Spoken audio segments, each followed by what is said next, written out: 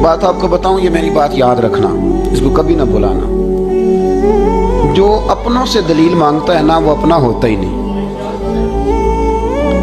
اپنوں سے دلیل مانگ لی اس نے بغیر دلیل کے، بغیر حیل و حجت کے۔ یہ ایک بات ہے، میں اس کو سمجھاؤں گا نہیں، نہ کھولوں گا، بس کہہ کے گزر جاؤں گا۔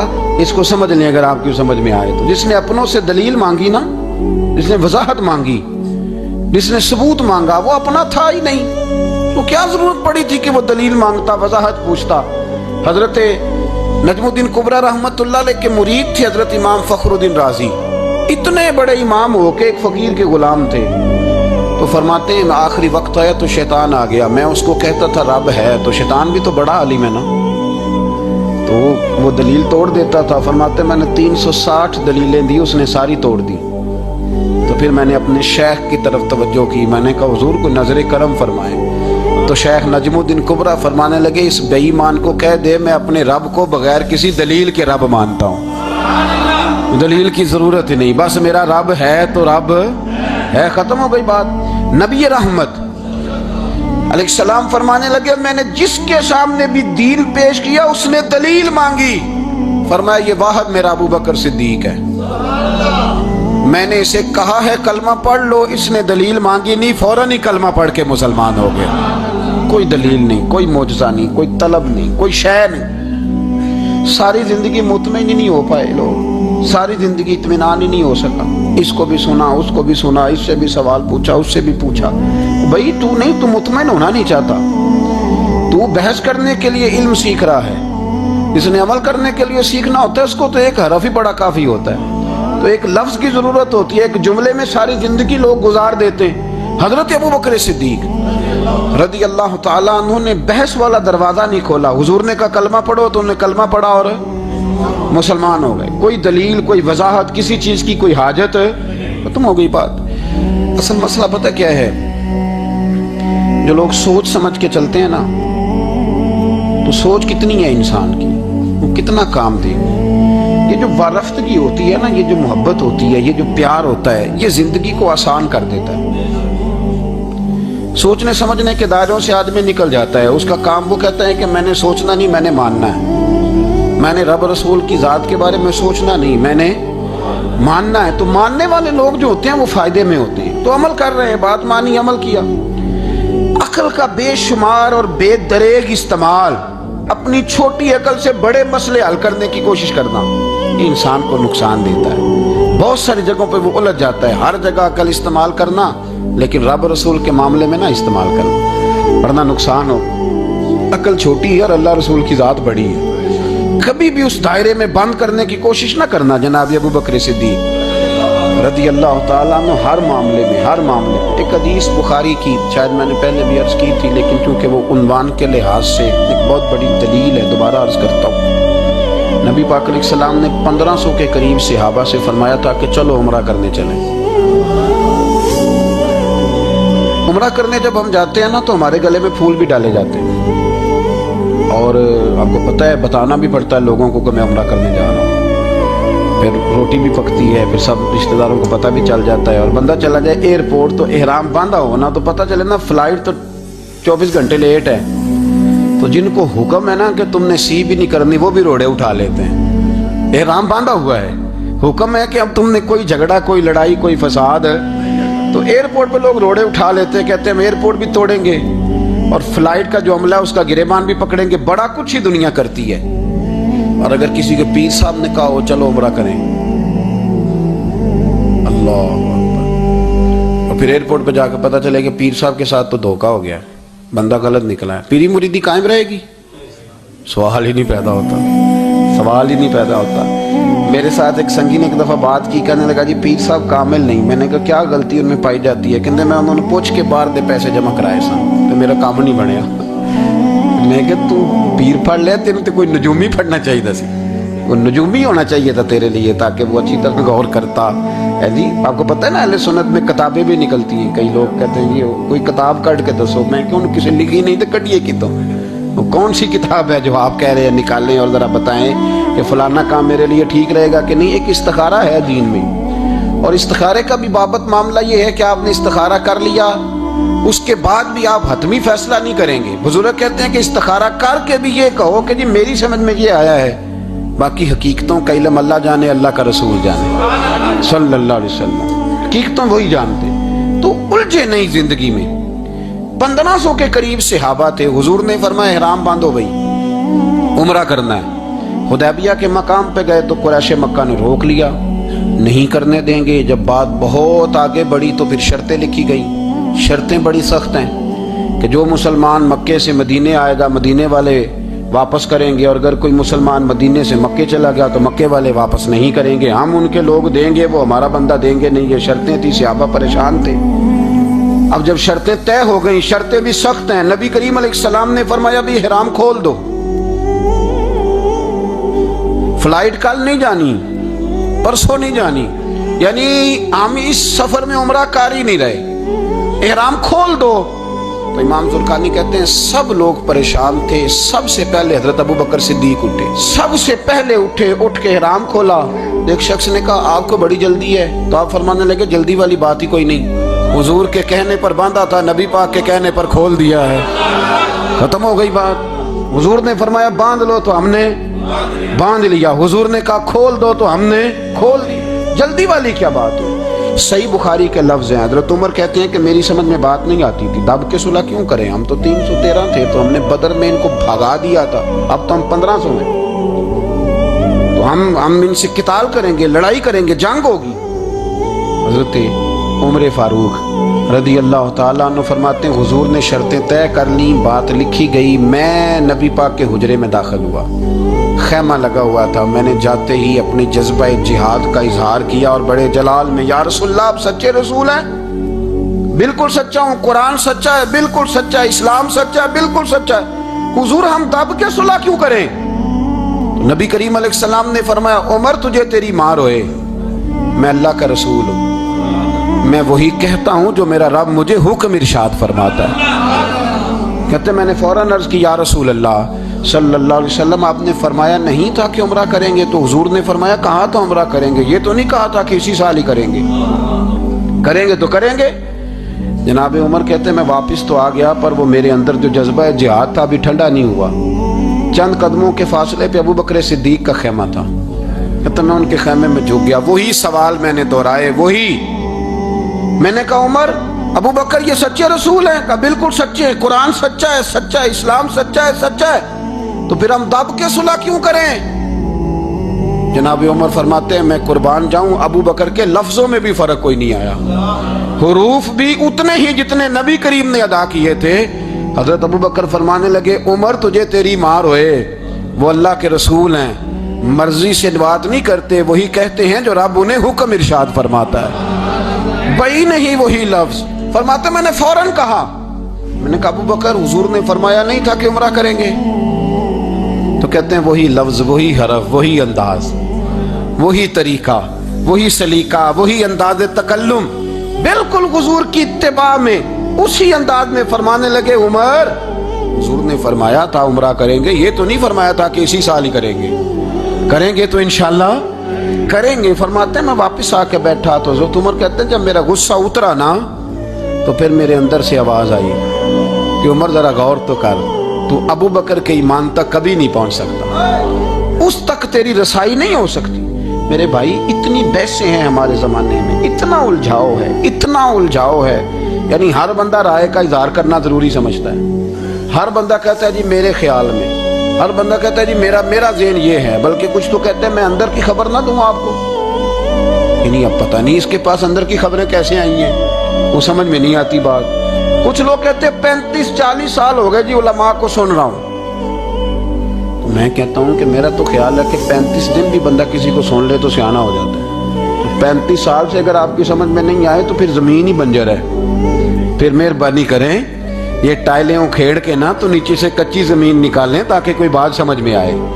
اگر 40 سال ہو گئے, 40 سال, میں ایک اجتماع میں حاضر تھا, ابھی بھی میں عرض کر رہا تھا, تو وہ صاحب مجھے کہنے لگے کہ حضرت صاحب میں نے نا فلاں عالم کو بھی بلایا, فلاں کو بھی بلایا, فلاں کو بھی بلایا, فلاں کو بھی بلایا, اب آپ کو بلایا ہے. تو اس طرح کر کے میرے ساتھ رویے ہیں, بڑا الحمدللہ پیار ہے. تو میں نے ان سے پوچھا آپ نماز پڑھتے ہیں؟ लगा नहीं। कुछ और बातें पूछी तो जवाब नफी में आया, तो मैंने कहा कि अब आपने मेहरबानी करनी है, इतने उलमा का नाम नहीं लेना, क्योंकि फिर तो बुजुर्गों के बारे में लोग शक करेंगे कि इन्होंने इसको दिया क्या है। तो एक बुजुर्ग की बात सुनते हैं तो कई दिनों तक वही हमें बड़ा तरोताज़ा रखती है। और आपको इतने अरसा हो गया तो आपने हासिल क्या किया है? सिर्फ बातों का गोरख धंधा, लफ्जों का हेर फेर, जुमलों का उलट पुलट करना, ये जिंदगी है? ये जिंदगी है सिर्फ बातें की लोकाल सुन ली आ गए? ना ना, इससे जरा आगे निकले, अमल कब करना है मेरे भाई? ये बहसे, ये बहास, ये लंबे चौड़े मामलात, ये तय। बुजुर्गों में ना एक सनफ है मुरीद होना और एक होता है तालिब होना, ये दो बातें। यानी आप कहीं गए, उसके मुरीद हो गए, तो फिर किसी और जगह किसी बुजुर्ग से निस्बत हुई तो वहां आप तालिब। मेरे पास कुछ लोग आते हैं, कहते हैं आप तालिब कर लें, तो मैं कहता हूँ आप मेहरबानी करें, एक की नौकरी करें। वो बड़ी मुश्किल है, तो जगह जगह पे जाने की क्या जरूरत है? मतलब मैं इनकार नहीं करता किसी ऐसी चीज का जिसको बुजुर्गों ने राइज किया, लेकिन समझे ना, मतलब एक की बात पूरी सुनी नहीं गई हमसे। आप खैर की बात हर जगह से सुने, हर जगह से, लेकिन ये सिर्फ वो ताल्लुक बनाने की कोशिश करना कि जिससे थोड़ा सा राब्ता बन जाए, जिससे थोड़ा सा ताल्लुक बन जाए, जिससे थोड़ा सा ना पता चल जाए, इससे निकलें, सीखने का माहौल बनाएं। इतनी अकल के घोड़े ना दौड़ाएं कि अकल भी बेचारी थाकी जाए और कोई चीज हाथ भी ना आए। कुछ करें, अमल करें। लेकिन एक जगह पे मैं हाजिर था तो वहां दस्तारे फजीलत का जलसा था, तो एक मौलाना ने तकरीर की, जिस तरह ताजर कह लेता है ना जी, मैं अल्हम्दुलिल्लाह अगर कमाई करता हूं तो गरीबों को भी देता हूं। समझा लिया ना अपने आप। रिश्वत लेने वाले ने भी एक दलील गाड़ लिया, वो कहता है मैं अमीरों से नहीं, मैं गरीबों से नहीं लेता। तो अमीरों का हिसाब लेने की ड्यूटी अल्लाह ने आपकी लगाई है, क्या आप हिसाब करें अमीरों का कि वो क्या कर रहे हैं? ये हमने ना ये दलीलें गाड़ ली हैं, ये हमने दलील गाड़ ली है कि वही अपने आप को मुतमईन करने की। मैं हाजिर था तो एक मौलाना तकरीर की जी, आलिम सारी रात। ये सिर्फ उलमा की बात नहीं, हर तबके ने अपने बारे में इस तरह की चीजें याद कर ली हैं, हमने रट ली हैं। जैसे खामद ने याद कर लिया है कि किसी गैर के लिए सजदा जायज होता तो अल्लाह औरत को हुक्म देता, नबी पाक हुक्म देते कि वो खामद को सजदा करे। तो बीबी ने भी याद कर लिया है कि हुजूर ने फरमाया तुम में सबसे बेहतर वो है जो बीवी के हक में बेहतर है। सब ने अपनी अपनी मर्जी की चीजें, दूसरी की मर्जी की चीज किसी ने याद नहीं की, सब ने अपनी अपनी मर्जी की चीजें याद कर ली। तो मौलाना तकरीर कर रहे थे, कहने लगे जी हुजूर ने फरमाया है कि आलिम सारी रात सोया रहे और आबिद सारी रात इबादत करता रहे, दर्जा फिर भी आलिम का ज्यादा है। फिर दूसरे आए, उन्होंने भी उसी हदीस पे बात की, तीसरे आए तो उन्होंने भी उसी हदीस पे बात की। तो मेरा नंबर आया तो मैंने कहा जी ये जो हदीस आप सुना रहे हैं ना, ये हदीस बिल्कुल ठीक है, बिल्कुल ठीक है कि आलिम सारी रात इशा पढ़ के सोए, फजर के वक्त उठ के फजर पढ़े, और आबिद सारी रात नमाज पढ़े, तो दर्जा फिर भी आलिम का ज्यादा है। बिल्कुल ऐसे ही है, बल्कि एक हदीस में तो यह है कि 70 आबिद भी इबादत करें और आलिम सोया रहे, तो उन 70 से सोने वाले आलिम का दर्जा। ये बात बिल्कुल ठीक है, लेकिन मैंने कहा इसका भी ख्याल रखो कि ये हदीस गौसे पाक को भी आती थी, ये गौस पाक को भी आती थी हदीस, और बड़े आलिम थे, पर वो तो इशा पढ़ के मुसल्ले पे बैठते थे और फजर तक मुसल्ले पे बैठे रहते थे।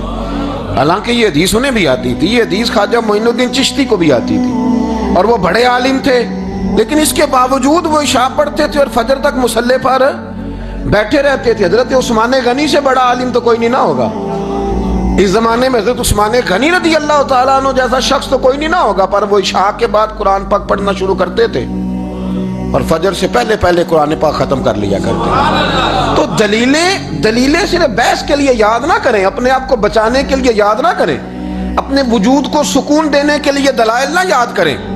मैं दीन के किस दायरे से किस तरह बच के निकल सकता हूं, इसके लिए दलाइल याद ना करें, अमल के रास्ते पे आए, अमल के रास्ते पर। जनाब अबू बकर सिद्दीक अल्लाह ताला अन्हु का कमाल ये है, ज़कात कितने फीसद देनी चाहिए? चले अल्लाह ताला शुक्र है, 3-4 लोगों को तो पता ही है ना, नहीं बाकी भी इनसे सुन के याद कर ले कितने फीसद है। अल्लाह आपको खुश रखे। अब कुछ और ने भी प्रोग्राम बना ले, कितनी जी? चलो आप ठीक हो गए, 2.5% है ना जी। आप यकीन करें किसी ताजर से आप बात करके देख लें, 6 घंटे मुनाजरे के बाद वो मानता है कि 2.5% दूंगा मैं सही कह रहा हूँ आपको। वो कहते हैं जी वो तो ठीक है लेकिन कुछ कर्जा भी है, 2.5% ज़कात है वो तो ठीक है, लेकिन हो सकता है मेरी बहन भी हिस्सा मांग ही ले, पैसों में से उसका भी निकल, क्योंकि प्रोग्राम नहीं ना जी, इरादा नहीं। ज़कात 2.5% है, تو کہتے ہیں جی وہ نا میں نے تولا ہے سونا, پورا نہیں بنتا ابھی, وہ تھوڑی سی کمی ہے. یہ اس وقت دلائل ہیں, اس وقت ابحاث ہیں جب دینے کا پروگرام ہے. اور تاجروں نے اب ایک نیا سلسلہ شروع کی, کہتے تھوڑی تھوڑی سارا سال ہی دیتا رہتا ہوں, تھوڑی تھوڑی کر کے. آپ نے جس سے 5 کروڑ روپیہ لینا ہو وہ اگر کہے کہ 10,000 مہینے کا لے لو, لے لیتے ہو؟ ہمارے فقہاء نے تو یہ لکھا ہے کہ جب زکوٰۃ دو نا تو ایک آدمی کو ساری دو. حضرت عمر بن عبدالعزیز رحمۃ اللہ علیہ کے زمانے میں ایک آدمی کو لوگوں نے زکوٰۃ دی تو اتنی دے دی کہ اگلے سال وہ خود زکوٰۃ دے رہا تھا. بہت بڑا کاروبار اس نے سٹارٹ کر لیا تھا. معیار نہیں ہے نا جی تھوڑی تھوڑی دیتا رہتا ہوں. کئی لوگ ایسا کرتے ہیں کہ دکان میں جو پرانی چیزیں ہوتی ہیں وہ زکوٰۃ کے دور پہ دینی شروع کر دیتے ہیں. جو مال نہیں بیک رہا اس کو زکوٰۃ بنا دو. کیوں؟ دینے کا پروگرام نہیں. حضرت ابو بکر صدیق رضی اللہ, ذرا زندگی دیکھو. کہتے ہیں جس دن کلمہ پڑا 40,000 دینار تھے, اور کلمہ پڑے ابھی مجھے چند مہینے گزرے تھے, سارے مصطفیٰ کے قدموں پہ قربان کر دیے. پھر مال کمایا, پھر 4,000 دینار تھے. 4,000 جس دن ہجرت کے لیے نکلا 4,000 تھے. انہیں بھی پتا تھا 2.5% دینا چاہیے. ان کی بھی بیٹیاں تھیں, جوان بھی تھی, چھوٹی بھی تھی, ان کے بھی بچے تھے, لیکن دین کو ضرورت ہے. میرے رسول پاک صلی اللہ علیہ وسلم کے دین کو حاجت ہے. تو فرماتے ہیں اشرفیاں تھی میرے گھر میں, پیسے تھے, درہم تھے, دینار تھے. میرے والد بوڑھے تھے, ان کو خیال تھا کہ ابو بکر ساری دولت نہ لے جائیں. تو حضرت اسماء بنت ابی بکر سے جناب ابو بکر صدیق نے کہا کہ اس طرح کرنا, ایک گڑا چھوٹا سا تھا, گڑا ٹویا, اس میں پیسے ہوتے تھے. فرمایا اس میں روڑے رکھ دینا, اوپر ٹاٹ ڈال دینا. والد نابینا ہے, اگر پوچھے نا پیسے تو ان کا وہاں ہاتھ لگا دینا, انہیں پتا چلے ابو بکر سارا مال لے کے نہیں گیا. فرماتے میں ہجرت پہ جانے لگا تو 4,000 سارے ہی لے گیا. سارا مال ہی یار 2.5% کے لیے رٹا پڑا ہوا ہے. 2.5% کے لیے لوگ بحث کر رہے ہیں, 2.5% کے لیے دلائل چاہیے. کئی مفتیان کرام سے پوچھیں گے, پھر پروگرام بنائیں گے دینا ہے کہ نہیں دینا. اور جس دن تبوک کے لیے میرے مصطفیٰ کریم نے اعلان کیا, جناب صدیق اکبر فرماتے شے کوئی نہیں تھی, غربت کے دن تھے, کمزوریاں تھیں, مال اس دن کاروباری حالات کم تھے. یہاں لوگوں کا کاروبار جب ڈاؤن ہوتا ہے تو سب سے پہلے مسجد کا 200 بند کرتے ہیں, سب سے پہلے مدرسے کا بند کرتے ہیں, سب سے پہلے خواہش کرتے ہیں کہ وہ جو غریب کو جاتا ہے نا اس کو بند کرو, یہ زیادہ نقصان دے رہا ہے. حضرت ابو بکر صدیق رضی اللہ تعالیٰ عنہ فرماتے ہیں حالات خراب تھے, جیب دیکھی تو اتنے پیسے ہی نہیں تھے کہ مصطفیٰ کریم کو پیش کر سکوں. تو پھر کیا کیا؟ امام جلال الدین سیوطی کہتے ہیں ابو بکر صدیق نے نا گھر کے اندر کپڑا بچھایا, اور پھر صدیق اکبر نے کیا کیا کہ توا بھی رکھا, برتن بھی رکھے, اس پہ چولہا بھی رکھا. ابو بکر صدیق نے اس کے اوپر گھر والوں سے کہا کہ ایک جوڑا پہن لو, ادھر دیکھو میری طرف, ایک جوڑا پہن لو, اور باقی نا سارے جوڑے بھی یہاں رکھو. اور پھر جب لوگ بچوں نے دیکھا نا کہ ابا تو کپڑے بھی رکھوا رہا ہے, کیا بنے گا؟ فرمایا تمہیں تو ایک جوڑے کی اجازت دے رہا ہوں نا, ذرا میری طرف دیکھو. خود اندر گئے تو ٹاٹ کا لباس پہن کے کپڑے بھی اتار کے رکھ دی, کپڑے بھی اتار کے زمین اسی میں رکھے, سارا کچھ باندھا. لباس ٹاٹ کا, تن تندور تے ہڈاں دا بالن, تے اسی ہاواں نال تپایا, کپ کپ مکیاں پیڑے کیتے, اتوں عشق پلے تھل لایا. تن دا سالن من دی ہانڈی, لون صبر دا پایا. غلام فریدا وے میں ساری تیری, تین وجہ یقین نہیں آیا. ہر چیز لپیٹ کے نا تو نبی کریم کی بارگاہ میں لے گئے, ہر چیز. میرے محبوب کا بھی انداز دیکھو, فرمایا ماں اب کہتا لے اہلے کا, گھر بھی کچھ چھوڑ کے آئے ہو. دیکھیں ادھر دیکھیں, جب کوئی لاتا تھا تو حضور فرماتے تھے کیا لے کے آئے ہو, یہ کیا ہے؟ یہ پوچھا جاتا ہے کہ یہ پوچھا جاتا ہے گھر کیا ہے؟ بھئی آپ کو کسی نے کوئی تحفہ دیا تو شاپر کھول کے تحفہ دیکھیں گے یا پوچھیں گے گھر کیا ہے؟ لیکن میرے رسول پاک کے لفظ دیکھیں, فرمایا ماں اب کہتا لے اہلے کا. ابو بکر سجنا گھر کیا چھوڑ کے آئے ہو؟ تو رو پڑے, کہنے لگے یا رسول اللہ میں کوئی غریب تو نہیں, میں بڑا مالدار ہوں. اب کہتا لہم اللہ و رسول, گھر اللہ بھی چھوڑ آیا ہوں, اللہ کا رسول بھی چھوڑ آیا. حضور میں کوئی کنگال نہیں, میں مصطفیٰ والا ہوں, میں کوئی غریب نہیں, میں نبی والا ہوں, میں رب رسول کو گھر چھوڑ آیا ہوں. میرے مصطفیٰ کریم علیہ السلام فرمانے لگے تیرے پیچھے جبریل امین کھڑے, اور انہوں نے ڈاٹ کا لباس پہنا ہوا ہے, اور تیرے آنے سے پہلے وہ آ گئے تھے. تو میں نے پوچھا جبریل یہ بوریے کا لباس, عرض کی یا رسول اللہ ابو بکر نے پہنا ہے تو رب کو اتنا پسند آیا سارے فرشتوں کو پہنا دیا ہے۔